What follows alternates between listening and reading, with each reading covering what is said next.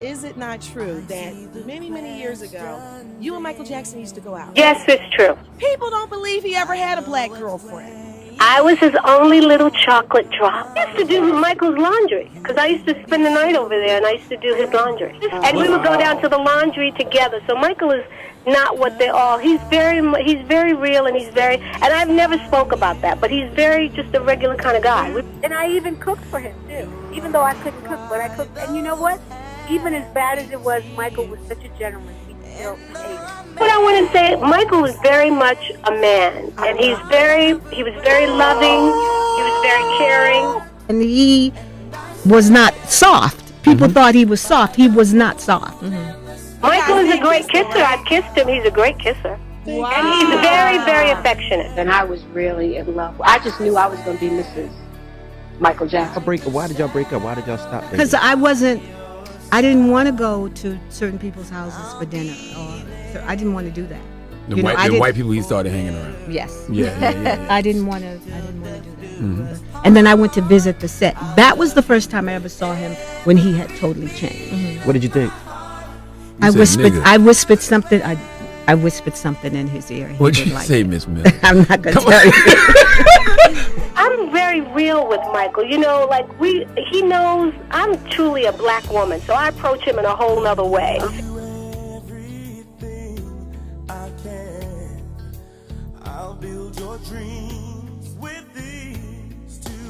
The real truth is, in this business and this industry and in this world, is no matter how much money you have, as a black entertainer, you are still black.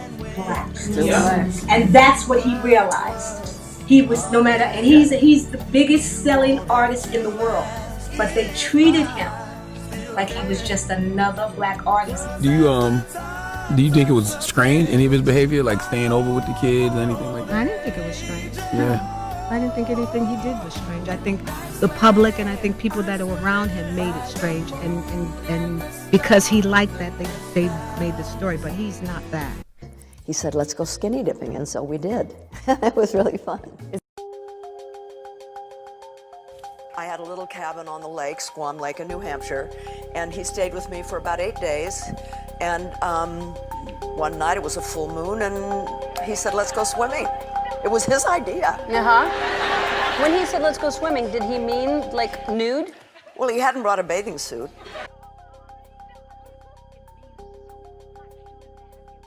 Do you talk about our second kiss in his trailer? There was more than one kiss. I talk about him taking a little something off for me. My goodness. You had such a chemistry. It was like a real romance. Well, in a way, it was like a real romance. As words. Gail Nassas, I saw when she came in, you know, in her limo and everything, and I'd asked Michael, I said, can I go meet her? He said, no. He said, this one, he said, I have to go and talk to her about business. I've had a lot of different experiences with Michael's spirit. Really? He has come back to me so many times. Does he tell you things? He tells me a lot of things, but I'm not going to discuss it. And it's in the book. It's in the book, the thrill of it all. And Michael follows behind, chasing me. Well, during that scene, the heel of my boot, it got stuck, and the next thing I knew, Michael had his hand on my thigh, trying to help me pull my leg out. I freaked out. I couldn't believe that, he was touching me. And I pulled away and ended up falling outside of the car on my butt. This guy that I had admired for so many years was actually wiping my butt. Joe Pytka, the director, he whispered in my ear right before the very last scene where we hugged. And he told me, he said, don't kiss him. This is because you were originally supposed to kiss, but Michael's too shy for that, so don't kiss him. When Michael did finally come out, and we got close and we hugged, I could smell like a minty fresh. Mrs. J told me that Michael spoke to her during the video one morning and expressed his love for me. Если он сходит от меня с ума и так влюблен, почему он не звонит мне? Почему он сам не скажет мне, не выразить свои чувства? Почему об этом мне говорит его окружение, но не он? Но когда Татьяна отреагировала на информацию, полученную от Кэтрин, она столкнулась с головоломкой, в которую превратился Майкл Джексон. Меня пригласили поехать на гастроли с Майклом, и на одном из шоу я решила изменить наш танец. Что-то на меня нашло. Я посмотрела в глаза Майкла, и он сделал что-то очень сексуальное. Он закусил нижнюю губу вот так, как будто бы бросил мне вызов, типа «давай, покажи, на что способна». И в следующий момент мы уже целуемся, и его руки лежат на моих бедрах. За кулисами я столкнулась с его матерью Кэтрин. Она крепко обняла меня. И следующий человек, которого я встретила, эту боль я никогда не забуду. Фрэнк Де Лио, его менеджер, посмотрел на меня очень зло. И все. Меня сняли с гастролей. Я пошла к его трейлеру, хотела с ним поговорить. Я стояла там с Рики Шродером и Альфонсо Бероу. Их пустили к Майклу. А я продолжала стоять на улице и ждать. И с тех пор больше я никогда не видела Майкла. Он по секрету рассказывал мне о нескольких своих женщинах. Он не хотел, чтобы это придавали огласке, потому что лучше, когда фанатки считают артистов холостыми и думают, что у них есть шанс. I got alopecia, which is patches of hair loss, and mentally was affected by this for quite some time. I think sometimes it's still actually, if I allow myself to go that deep into it, it still bothers me. You know, that's something that I had, I think, held on to the hopes of always having the opportunity to talk with him. But I would basically tell him that that I loved him and that I always would. Когда он позвал меня в гости в Неверленд, он прилетел за мной на вертолете. Это было потрясающе. У ворот его поместья нас ждала запряженная карета. Как раз тогда он завел себе домашнюю обезьянку Бабблс. Мы сидели на кухне.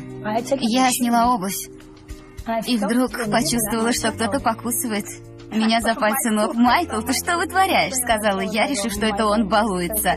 Но это была обезьянка. Я тогда подумала: смотри, уведу твою обезьяну. Майкл рассказал, что однажды он был на съемках одного фильма, и актриса, игравшая главную роль, пригласила его к себе посмотреть вместе фильм.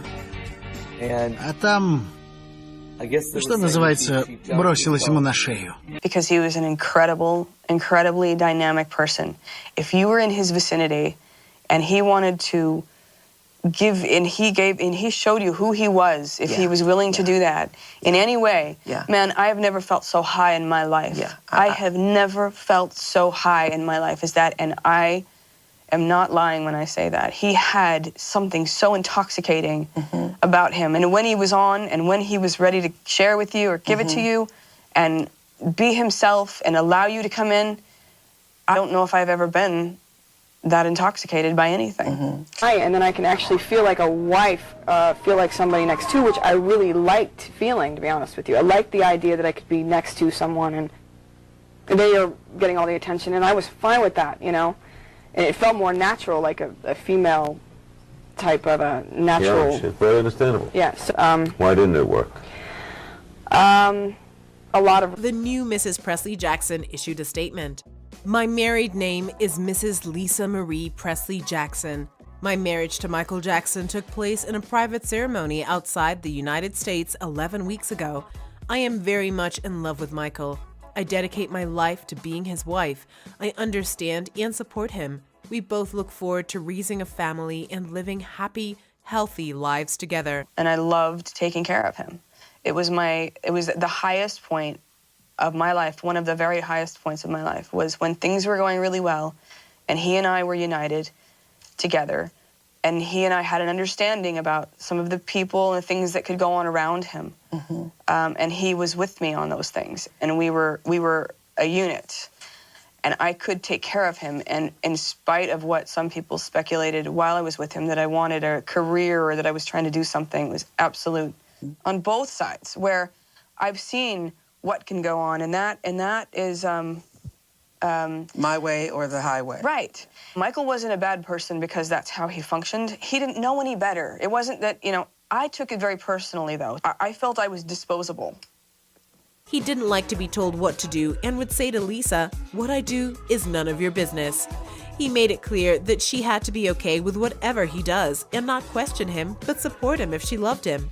But Lisa was not okay with that. There was just an occasion, an incident where he had collapsed and he was in the hospital. Presley arrived at the hospital to meet her ill husband, and yet another heated debate ensued.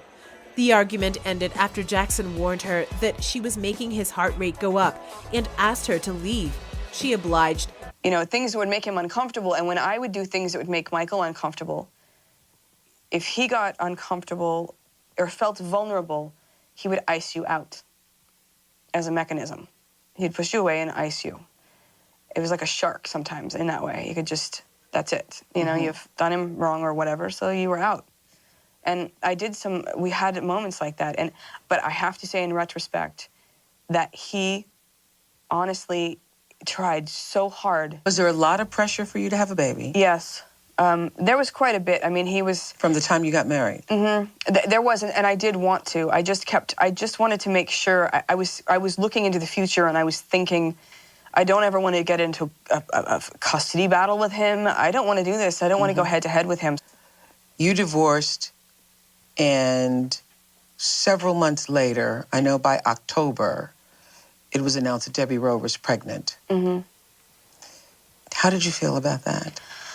Well, I knew that it was a bit of a retaliatory act on his part, because I didn't, have a baby, and I know that she was there the whole time, telling him she would do it. So you knew that? He would tell me. He would come tell me, "If you're not going to do it, Debbie said she'll do it." And I was like, "What is that? Hi, not going to entice me." So we would get into it, arguments, because that really wasn't how to handle it. But that's how he knew how to handle it. I don't want to say, he like I said, he would be like, "Well, if you're not going to, this person will. Are you going to do it or not?" And that's what you mean by disposable. Yes, that's exactly what I mean. Lisa Marie Presley went on to hang out with Jackson's mother and his sister Janet to find out more about Debbie Rowe. When Michael found out about this friendship, he called Janet to find out if Lisa Marie was angry. However, Janet said Presley held no grudge against him and would actually like to meet him. His heart raced. He called Lisa Marie and said, "I really love you, and I hate the way it ended between us, with us saying mean things to each other." Even after Debbie Rowe gave birth to his first child on February 13th, 1997, Jackson and Presley rekindled their romantic relationship as she quickly became the artist's main focus once again. Presley was seen with Jackson in various cities during the History World Tour in 1997. February 1998, they were photographed in an intimate moment together outside a Beverly Hills restaurant on Presley's birthday. But one thing Jackson made clear over and over again was that he didn't need her advice anymore. Their on-off relationship was fueled by Lisa Marie actually chasing Michael, sending him letters that read, "I will give you 9 children if you want. I will do whatever you say." But Michael saw she was too strong-minded and didn't want trouble anymore. I was very angry. I was so angry because I felt that we were so united.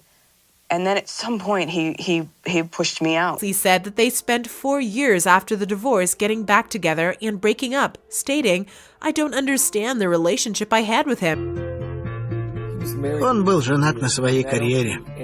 Не думаю, что нашлась бы женщина, которая согласилась всегда быть на вторых ролях.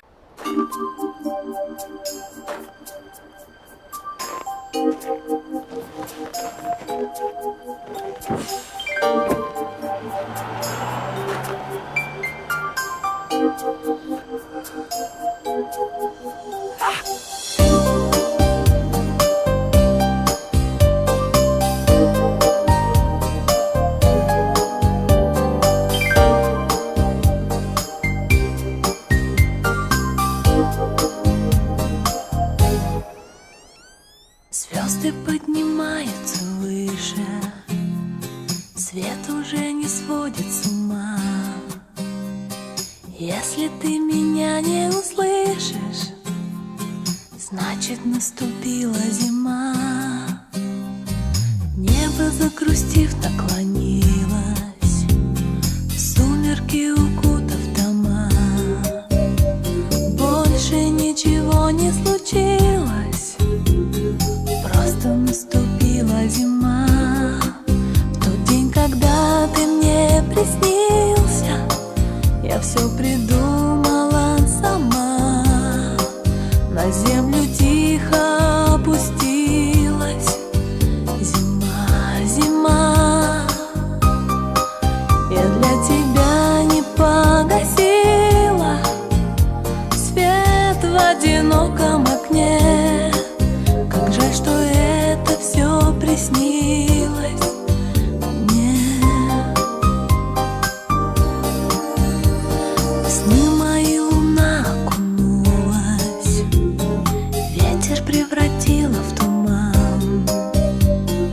Если я к тебе не вернулась, значит наступила зима. Может, помешали метели, может, предрассветный обман. А помнишь, мы с тобою хотели, чтобы наступила зима. В тот день, когда ты мне приснился, я все придумала сама. На землю тихо опустилась зима, зима. Я для тебя не погасила свет в одиноком окне. Как жаль, что это все приснилось мне. Голос тихий, таинственный, где ты, милый, единственный сон мой.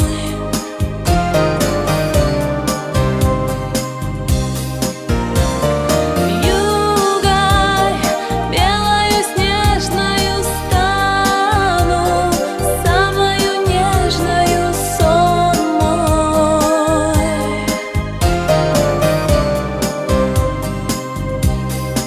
В тот день, когда ты мне приснился, я все придумала сама. На землю тихо опустилась зима, зима, зима. Я для тебя